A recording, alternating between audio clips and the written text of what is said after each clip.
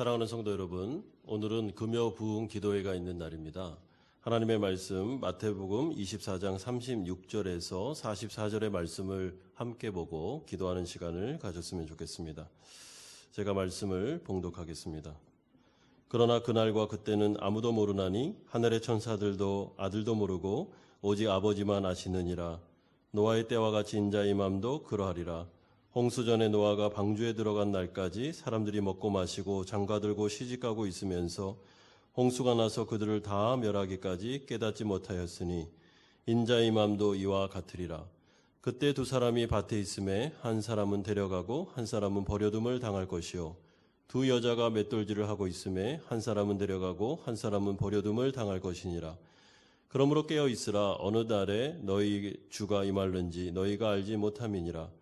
너희도 아는 바니 만일 집주인이 도둑이 어느 시각에 올 줄을 알았더라면 깨어있어 그 집을 뚫지 못하게 하였으리라. 이러므로 너희도 준비하고 있으라. 생각하지 않은 때에 인자가 오리라. 아멘. 한 나라의 정부나 또한 그 산하에 있는 재난대책본부는 대지진이나 쓰나미와 같은 또한 코로나19와 같은 어려운 문제가 닥쳤을 때 그 상황을 신속하게 파악하고 또한 그 방안을 마련해서 국민들에게 알리는 것이 중요합니다. 이런 점에서 빠른 상황 파악과 또한 신속한 대응이 급선무입니다. 왜냐하면 그 중요한 시간을 놓쳐버리면 골든타임을 놓쳐버리면 그로 인하여 당하는 피해는 눈덩이처럼 불어날 수 있기 때문에 그렇습니다. 그렇기 때문에 신속 정확하게 예측하고 그리고 헤쳐나가는 것이 중요합니다. 이런 점에서 모든 나라들은 이런 재난을 대비하기 위해서 최첨단의 정보망이나 아니면 안전장치 같은 또한 의료 그런 기관이나 이런 모든 것들을 구축하기 위해서 노력하고 있습니다. 또한 이런 재난이 발생했을 때는 신속 정확한 것도 중요하지만 또 하나 중요한 것은 반복해서 알리는 것이 중요합니다. 왜냐하면 사람들은 누구나 시간이 좀 흐르고 그리고 상황이 좀 바뀌면 느슨해지고 그리고 마음속에 그 긴장하는 마음이 풀어지기 때문에 그렇습니다. 그래서 반복해서 알려주고 반복해서 상기시키고 반복해서 경고하고 주의시키는 것이 무엇보다 중요한 것입니다. 저는 예전에 미국의 뉴욕에서 일어났던 9.12 테러 사건 때 그 뉴스를 통해서 그리고 그 미국 정부가 계속해서 메시지를 내보냈는데 그 내보내는 메시지들이 얼마나 무한반복적으로 내보내는지를 저는 경험한 적이 있습니다. 왜냐하면 사람들을 깨워야 되는 것입니다. 그리고 사람들을 하나로 만들어야 되는 겁니다. 잊어버리지 말고 대비하고 긴장하고 이 문제를 함께 한마음으로 극복하는 것이 중요하기 때문에 그런 것이죠. 그러나 정부가 안일한 태도를 가지고 늦장 대응을 하거나 아니면 자신이 가지고 있는 그런 생각들을 가지고 잘못된 정보를 흘리거나 그리고 이 부분에 있어서 국민들을 경고하고 경각시키면서 함께 이 문제를 같이 단합하여 갈 수 있도록 하지 못할 때 그것은 정부로서의 일을 잘 대처하지 못할 뿐만 아니라 나라 전체가 어려움과 위기를 당할 수밖에 없는 것입니다. 이런 점에서 성경에는 사실은 이 세상의 마지막 때에 대한 경고가 너무나도 많이 기록되어 있습니다. 특별히 신약 성경에 가보면 그런 재림에 대한 이야기들 그리고 마지막 심판의 날에 대하여 수도 없이 반복하여 경고하는 것을 보게 됩니다. 그 이유가 무엇입니까?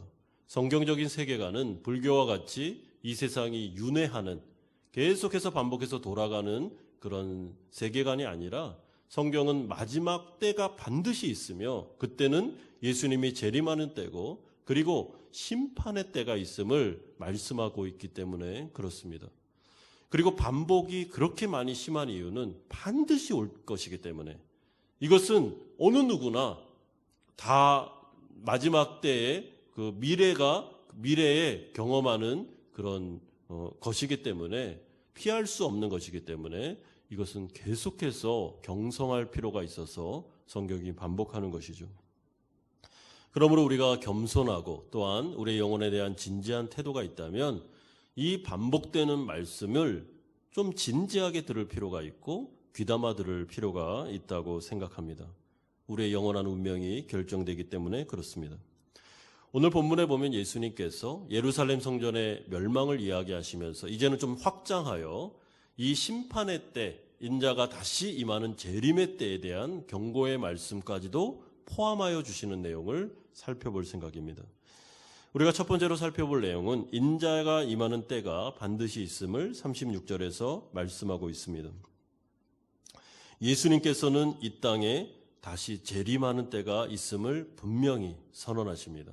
그리고 그때는 하나님의 심판이 있는 때입니다. 마지막 결산을 하는 시간입니다. 인간은 이 세상 가운데 죄로 인하여 태어났기 때문에 우리가 죽기 전까지 반드시 하나님 앞에서 우리는 구원의 문제를 해결해야 됩니다. 우리는 나면서부터 죄의 영향을 받고 원죄를 가지고 태어납니다. 그렇기 때문에 그냥 내버려두면 멸망과 지옥으로 갈 수밖에 없는 것입니다. 그래서 구원의 메시지 그리고 복음이 성경에 기록되어 있으며 어떻게 하면 우리가 구원받을 수 있는지 예수님의 십자가와 대속의 죽음, 보혈과 부활의 능력들 이 모든 것들이 성경에 다 기록되어 있습니다. 그러므로 우리가 죄를 깨닫고 내가 죄인임을 알고 회개함으로 예수 그리스도를 나의 구주로 영접할 때 그리스도의 보혈을 의지하기 시작했을 때 우리는 구원받을 수 있다 하는 것이 성경의 메시지인 것입니다. 그런데 이것은 예수님이 재림이 임하기 전까지 또한 우리가 죽음을 맞이하기 전까지 해결해야 되는 문제입니다. 그러면서 주님은 이 예수님의 재림이 언제 올지에 대하여 그 시기를 말씀합니다. 이 36절에 그러나 그날과 그때는 아무도 모르나니 하늘의 천사들도 아들도 모르고 오직 아버지만 아시느니라. 그 시기와 때를 아무도 모릅니다. 예수님 자신도 모릅니다. 하나님의 아들이지만 이것은 성부 하나님만 아시는 고유한 권한입니다. 그의 주권에 달려있는 문제인 것입니다. 그렇기 때문에 하나님은 이 때와 시기를 본인만 알고 어떤 자에게도 알려주지 않기로 결정을 하셨습니다. 여기에서 바로 우리의 어려움이 있는 것입니다. 대부분의 사람들은 이렇게 생각합니다. 그 때와 시기를 알면 얼마나 좋을까? 그러면 우리가 믿음 생활 잘 할 텐데 이렇게 생각합니다. 그런데 그거는 잘못된 생각입니다. 왜냐하면 우리 안에 있는 죄성들, 죄의 성향들이나 그리고 죄의 세력들 그리고 악한 세력들은 그렇게 호락호락하거나 만만한 세력이 아니기 때문에 그렇습니다. 여러분 이거는 제가 비관론을 얘기하는 게 아니고 인간 안에 들어있는 죄의 성향을 현실적으로 말씀드리는 것입니다. 한번 반대로 생각해 보십시오. 만약에 우리가 그때를 안다면 언제 예수님의 재림이 올 거라고 사람들이 알고서 자신의 신앙생활을 만약에 한다면 어떤 일이 벌어지겠습니까? 대다수의 사람들은 주의하기는커녕 방종에 빠지게 될 것입니다.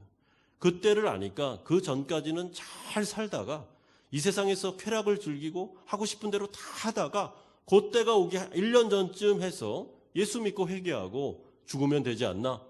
그게 더 현명한 처사가 아닌가? 이런 식으로 살 가능성이 많습니다. 저는 예전에 이렇게 말하는 분들의 이야기를 많이 들었습니다. 어떤 것이 현명한 신앙생활인가 하면은 젊었을 때는 참 그냥 내가 하고 싶은 대로 다 살다가 죽기 일보 직전에 예수 믿고 회개하고 구원받으면 정말 뭐 일석이조 아니냐 이런 식으로 말씀하시는 분들을 저는 많이 대해봤습니다.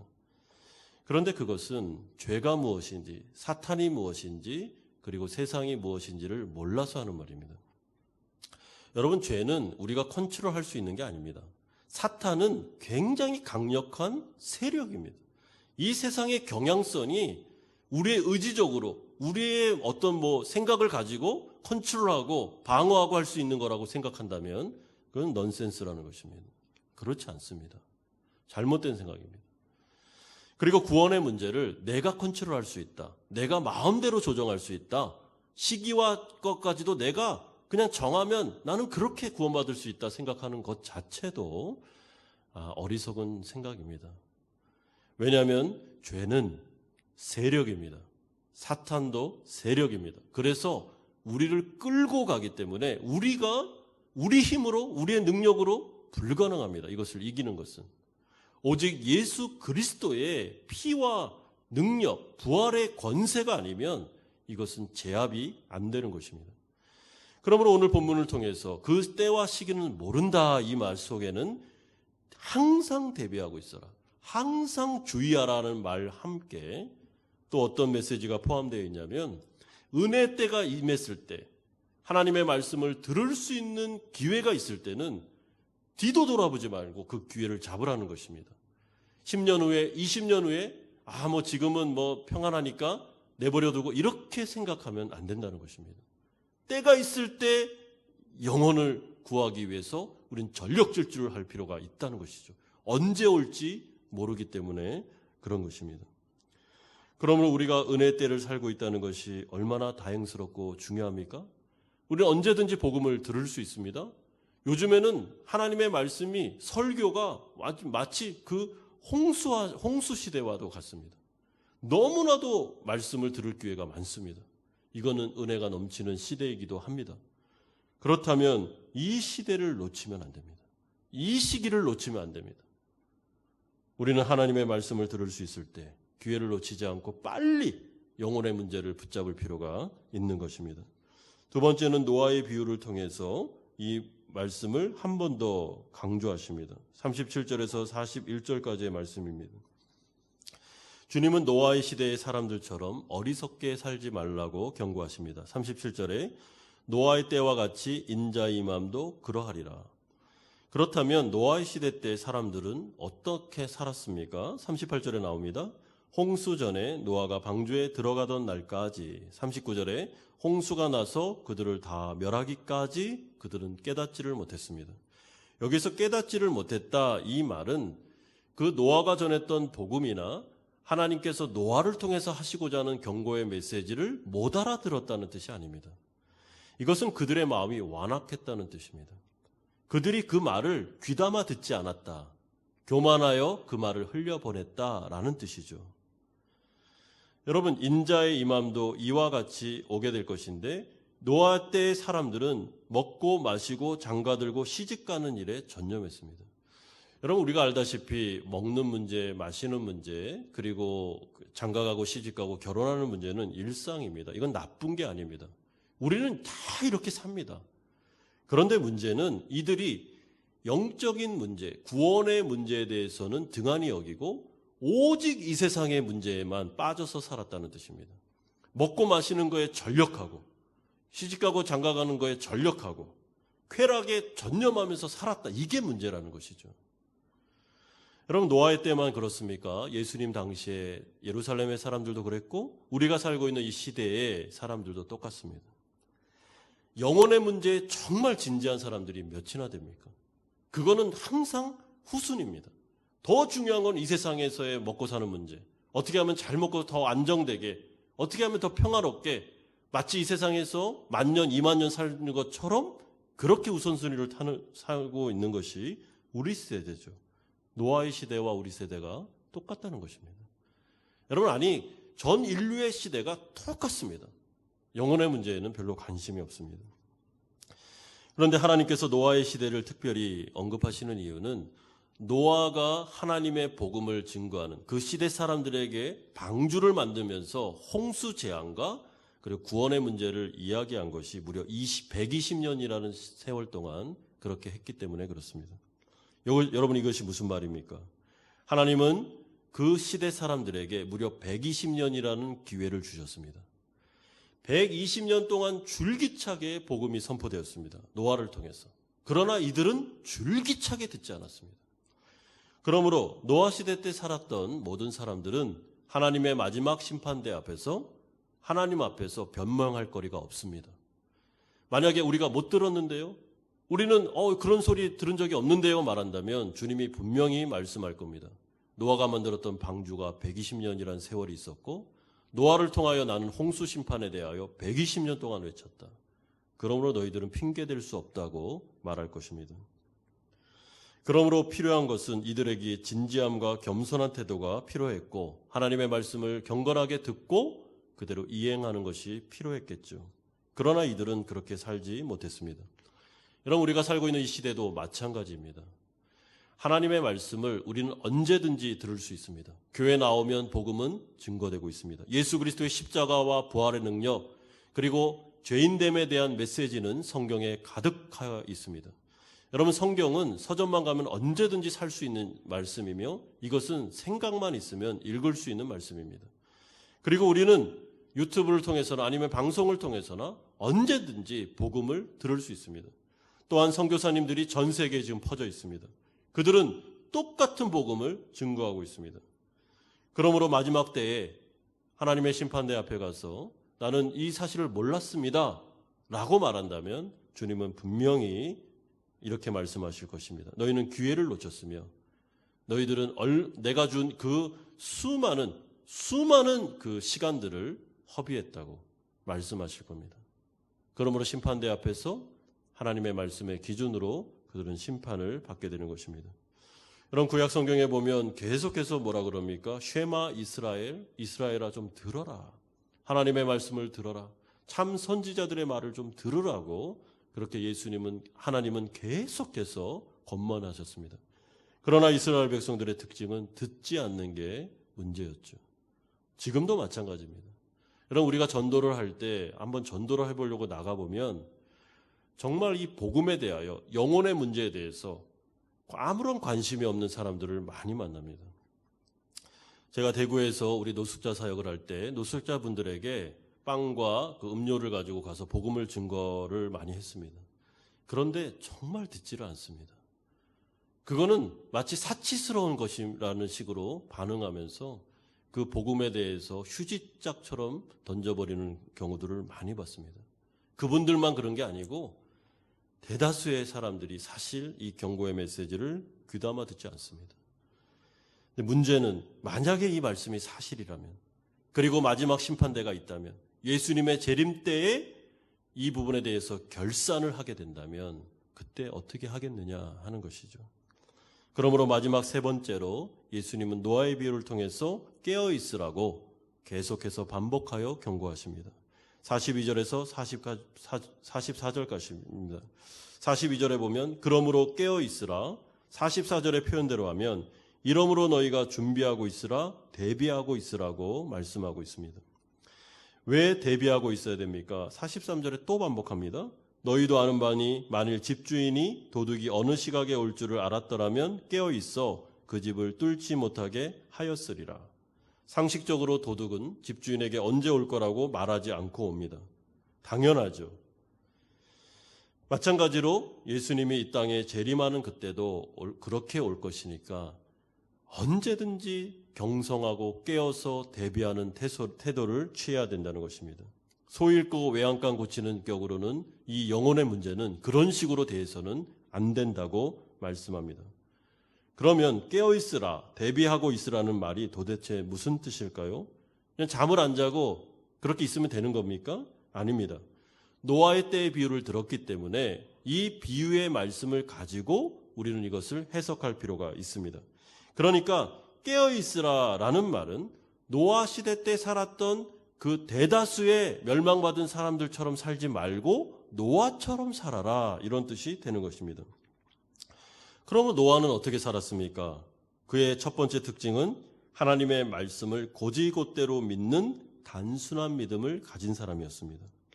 이 사람은 자신의 상식이나 지식이나 아니면 경험을 의지하지 않았습니다. 그걸 믿음의 토대로 삼지 않았습니다. 여러분, 그게 나쁘다는 게 아니고 그의 믿음의 토대는 하나님의 말씀이었습니다. 하나님의 말씀이 좀 이상해도 산 위에 방주를 만들려고 하셔도 엄청난 홍수가 올 거라고 말씀하셔도 노아는 그걸 다 믿은 것입니다. 이것이 첫 번째 특징입니다. 두 번째 특징은 노아는 그 말씀을 믿었을 뿐만 아니라 믿음 말씀대로 그대로 실행에 옮기는 순종의 삶을 살았습니다. 여러분, 노아는 120년 동안 그 산 위에, 산 꼭대기에다가 방주를 만들었습니다. 왜요? 하나님의 말씀을 믿었기 때문입니다. 그리고 끝까지 구원의 방주를 만들어 그의 가족과 그리고 그 동식물들을 살렸습니다. 이것이 바로 노아의 믿음이었으며 그가 영적으로 깨어있는 증거였습니다. 그러므로 여기서 깨어있으라 이 말은 하나님의 말씀에 대한 태도를 말씀하는 겁니다.